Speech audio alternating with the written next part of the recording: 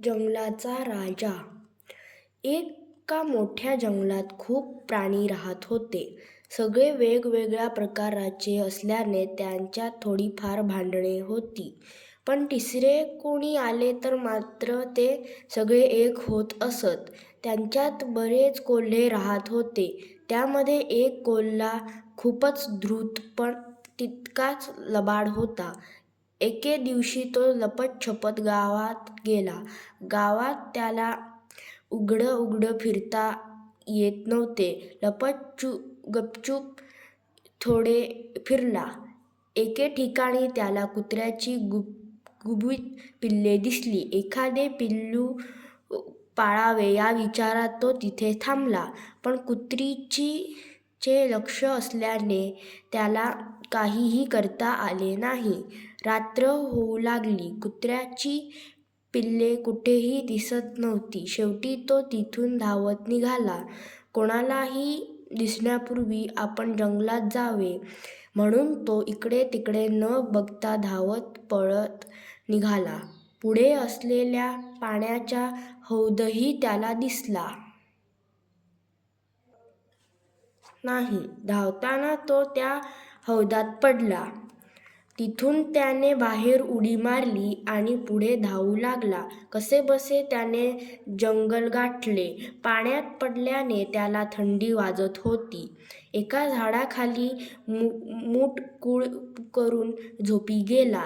दमल्यामुळे त्याला झोपही लागली. सूर्य चांगलाच वर आल्यानंतर त्याला जाग आली. उठून आळस दिला. बघतो तर काय, त्याचे पाय निळे होते. मग त्याचे अंगही निळे झाल्याचे त्याच्या लक्षात आले. म्हणजे रात्री तो फक्त पाण्याच्या नव्हे तर रंगाच्या हौदात पडला होता तर. पण त्याच्या अंगावरचा रंग खूपच छान दिसत होता. सूर्याच्या किरणात तो चमकत होता. तो अभिमानाने आपल्या अंगाकडे पाहत होता.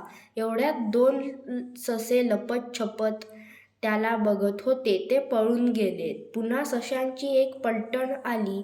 अशीच बिचकत त्याला बघत निघून गेली. आता तो जंगलात हळू ऐटबाज पावले टाकत फिरत होता. त्याच्या लक्षात आले की इतर काही प्राणी त्याला बघून लांबूनच पळून जात होते.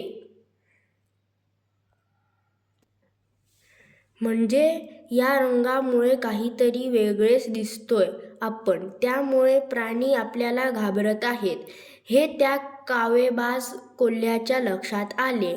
या संधीचा फायदा घ्यायचा असे त्याच्या मनात आले. क्षणभर विचार करून पळणाऱ्या प्राण्यांना त्याने थांबवले.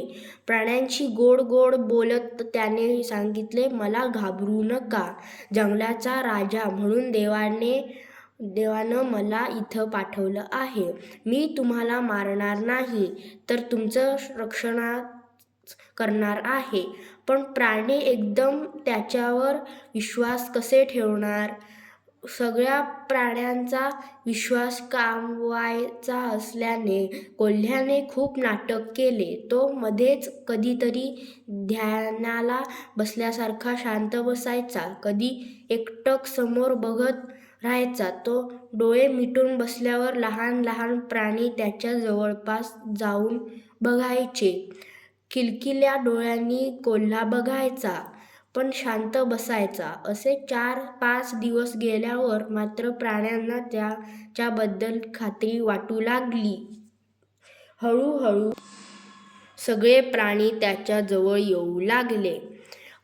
ससे, हरणं, वानरं, लांडगे, अस्वल, कोल्हे, मोर, जिराफ एवढेच नव्हे तर वाघ, सिंह, हत्ती हे सगळे प्राणी त्याच्या भोवती एकदा जमले.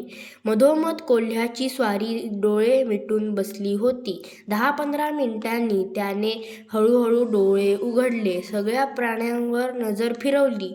त्याने डोळे उघडल्या सगळ्यांनी टाळ्या वाजवल्या. आता त्याने पूर्ण विश्वास गमावला होता. याप्रमाणे रोज प्राणी जमू लागले. अशा प्रकारे त्याचा दरबारच भरत होता. मधोमध थोड्या उंचावर कोल्हा तर त्याच्या आजूबाजूने इतर प्राणी जमत. कोणी काही तक्रार आणली तर चतुर कोल्हा त्यांना आपल्या चतुराईने उपाय सांगत असे, सल्ला देत असे. इतर प्राणी त्याच्यासाठी भोजनही आणत होते. त्याची चैनच चालली होती. एकूण काय तर त्याचे राजासारखे राहणीमान झाले होते. एक वर्ष त्या जंगलात पाऊस अजिबात पडला नाही. सगळ्या झाडांची पाने पिवळी होऊन गळून पडलेली होती. तो पालापाचोळाही वाळून गेला. तळी, नदी, नाले यामध्येही पाणी कमी झाले. या मोठ्या संकटावर काही उपाय करण्यासाठी कोल्ह्याने तातडीने दरबार भरवला. नेहमीप्रमाणे सगळे प्राणी पक्षी जमा झाले. सभेला सुरुवात झाली. तेवढ्यात एकीकडे काळे ढग जमा झाले आणि क्षणभरात पावसाला सुरुवातही झाली. सगळ्या प्राण्यांना खूप आनंद झाला. मोर नाचायला लागले, पक्षी ओरडायला लागले, ससे हरणं इकडे तिकडे पळत होते. कोल्हे आनंदाने ओरडत होते. राजा कोल्ह्याला आनंद झाला, पण ओरडण्याचा मोह त्याने आवरला.